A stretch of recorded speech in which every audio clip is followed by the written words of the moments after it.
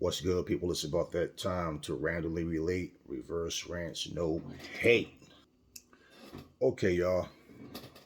Eddie Hearn and Connor Benn. They're about to do something that may or may not be beneficial to Connor Benn. What I'm seeing and hearing, and it's supposed to be true, that I don't know that the fight is actually on, but they're trying to make a fight between Connor Benn and Chris Eubanks Jr. And to be honest with you, this is a super risky fight for Connor Benn. I don't care how much you don't rate Chris Eubanks Jr. as a fighter. Um, Chris Eubanks Jr. first of all he's gotten much better from what we've seen in the past. He definitely has gotten better. Okay, but he's much bigger, much stronger than Connor Benn. Connor Benn fights at 147. I don't know what what his walk around weight is, but to go against a guy as big and strong as Chris Eubanks Jr., even in a win, because I don't see him knocking Chris Eubanks Jr. out if he does win, but even in a win, he can take so much punishment, it just can just damage him. I mean, you got to understand, when you go up in weight and you fight a power puncher, you fight a guy that is skillful and can match what you can do. It's risky, and the thing about it is this: if he beats Chris Eubanks Jr., people can say, okay, he beat a guy much bigger than him. But for the most part, as I stated in the beginning, I don't care how much you don't rate Chris Eubanks Jr. That's what most people are going to say anyway, is that, well, Chris Eubanks Jr. is overrated anyway. And the fact that if this guy goes up and beats a 160-pound fighter, right, now they might try to have a catch weight. You understand? I don't know. But they might try to have a catch weight. Maybe, where he's coming down to, like, maybe they might beat at 156 or something like that. Who knows? I don't know. But at the end of the day, it's like, what is the purpose when you have guys like, Virgil Ortiz and Jaron Ennis and Keith Thurmans, and you still have those guys. I don't mention Spence and Crawford because they're supposed to have their little showdown going on. Who knows what's going to happen? Nothing looks like it's etched in stone with them two either. But the point is, there's people in your own weight class that you can fight and get the recognition and the respect that you want or deserve if you win these fights. Okay? But to go up and fight Chris Eubanks Jr., like, what is the purpose? The first thing I thought about is when Kell Brook went up to fight Gennady Golovkin, right?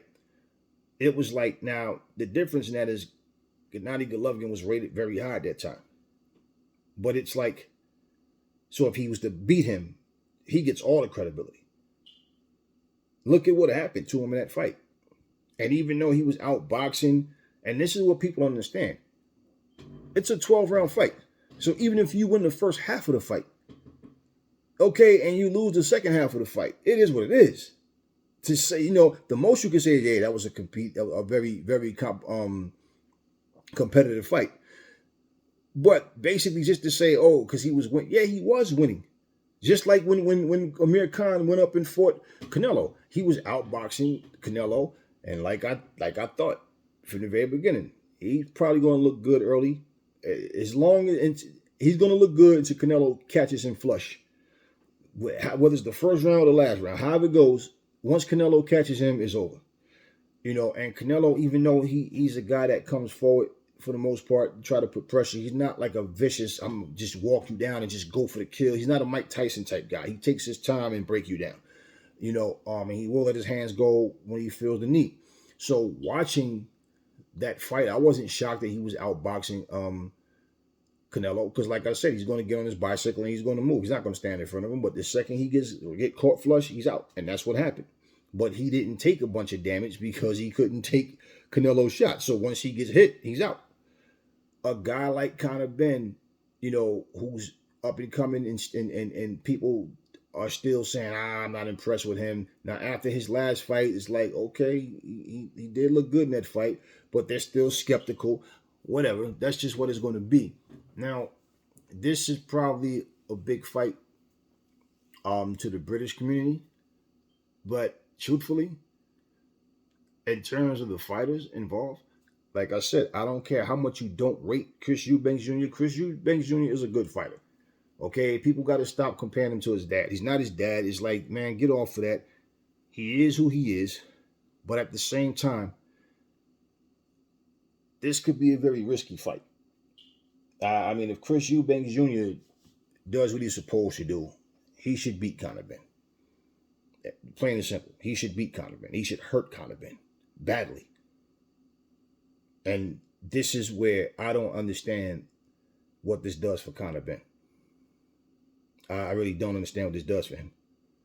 Now, you do have hypocrites who will say a guy's not that good, but then if you beat him, they praise the guy that won.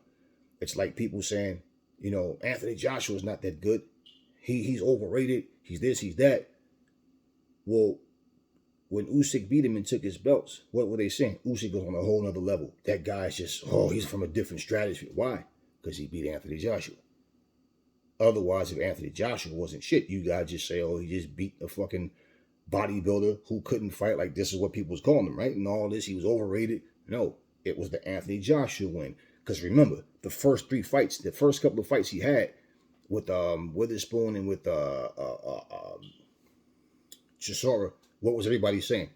Nah, you clearly can see he doesn't belong here. He's going to have problems with all the other heavyweights. You remember that, okay? Everybody was saying he don't belong here. He was gassed when he was fighting Chisora, and that's what the thing they like. His gas tank is, no, it's not his gas tank is superior. No, he may have a better gas tank than Anthony Joshua, but overall, you fight a guy the right way. All of that, his gas tank is this and this. No, Chisora had him running all over that ring. That's the thing. Chisora kept him busy. But like I said, Chisora was just too slow to do anything about it. He couldn't catch up to him. Usyk was gassed, man. He was tired, okay? But at the end of the day, everybody said he didn't belong there. And that was the two fights he had. And it's once he fought AJ and beat him, now he's in a whole other stratosphere. Yeah, that goes to show you. AJ's better than what they've said. AJ just choked up in that damn fight, big time. But at the end of the day, you guys give him credit for beating Anthony Joshua. So for Connor Benn, if he was to beat Chris Eubanks Jr., and then let's say people finally gave him his credit because now he went up and fought a guy, and that's much bigger. But again, he's going to not get credit because why? If they do it, I don't really see him going to 160. I really just don't. I think if it happens, it's going to be a catch weight. And then he's going to get discredited for that. Now, let's say the weight bothers Chris Eubanks Jr. Only he will really know that. But let's say if that's the case, and then he wins because of that, Connor Benn. Then, yeah, you had a guy drained. You fought a guy that wasn't 100% because you had him drained. He couldn't make the weight, or however it goes. But I just don't see this doing anything for him if he does win. Unless he goes in there and does something nobody else done to him so far, which is like straight just knock him out. Just impressively dominate him. But do you really see that happening? So I just don't understand what the purpose of this fight is. I really don't. I really don't, man. I mean, wouldn't it be easy to just say, hey, look, Virgil, Connor, we're in the same weight class, man. We're trying to make something happen. And it makes more sense to me when the up-and-coming guys call out the older guys, simply because those up-and-coming guys are going to become the face of their division. And then it's like, okay, all of us are undefeated, or maybe somebody catches a loss on the way, maybe not. But either way, bottom line is they become the face of the division. And in doing so, it's like, out with the old and with the new type of thing. Does it actually happen that way? We don't know. But, I just think, and I'm not saying take a safer route by fighting a lesser fighter. No, I'm saying fight the guys of your division. What is the purpose of this, man? Like, what is the purpose?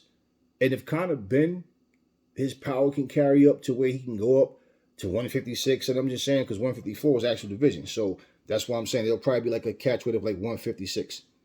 You know, because Eubanks fight at 160. So if this fight actually does happen, I don't really see Connor going to 160. I really don't. But if he does and it happens, what's the purpose? Let me know what y'all think in the comment section. Never fall in love with lies. Remember, the truth brings hate out of people, and I will catch y'all on the next video.